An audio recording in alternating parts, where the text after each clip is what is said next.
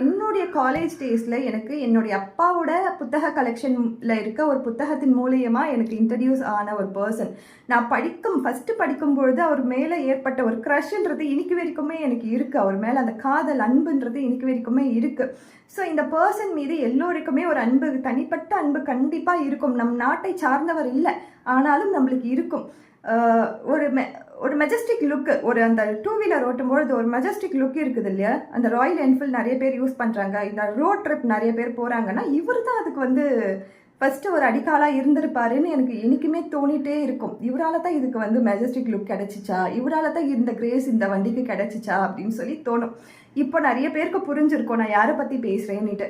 So இவர் பார்க்கும் பொழுதே அந்த கிரேஸ்ன்றது நம்மளுக்கு அப்படியே பற்றிக்கும், நம்ம மனசில் தோணும். இவர் படிக்கும் பொழுது இவருடைய லுக் பற்றி சொல்லுவாங்க. அதில் சொல்லுவாங்க, இந்த ஐ பால்ஸ் பௌர்ணமி வெளிச்சத்தில் கடல் அலைகளில் ஏற்படுற அந்த க்ரீன் கலர் அந்த ஒட்டி இருக்கும் அவரோட ஐ பால்ஸ் அப்படின்னு சொல்லுவாங்க.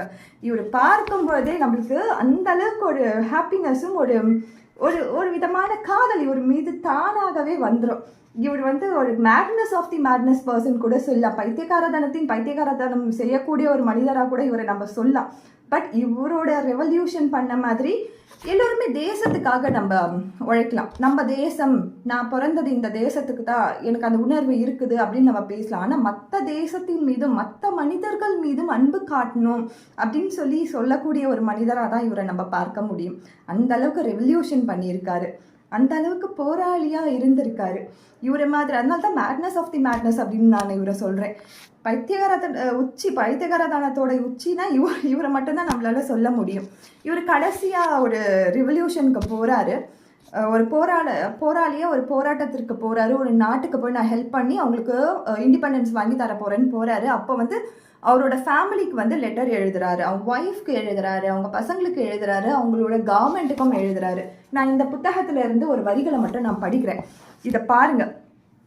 இதில் என்ன சொல்லியிருக்காங்கன்னா, என்னுடைய மனைவி மக்களுக்கு எந்த சொத்தையும் நான் விட்டுட்டு போல, அதற்கு நான் வருத்தப்படவும் இல்லை, எனக்கு மகிழ்ச்சியாக தான் இருக்குது. அவர்கள் வாழ்வதற்கு தேவையானவற்றை கவனித்துக் கொள்வதற்கும் குழந்தைகளின் கல்வி அளிப்பதற்கும் ஒரு அரசு இருக்கிறது என்ற நம்பிக்கையில் நான் விட்டுட்டு போகிறேன் அப்படின்றாங்க. இப்போ வரைக்கும் அந்த மாதிரி ஒரு அரசை நான் பார்க்கவே இல்லை. ஒரு போராளியாக இருந்து ஒரு அரசை நம்பி அவங்களோட ஃபேமிலியை விட்டுட்டு போயிருக்காரு. இப்போ நம்ம சராசரி மனிதராக இருந்து கூட நம்மளோட ஃபேமிலியை விட்டுட்டு எங்கேயுமே போக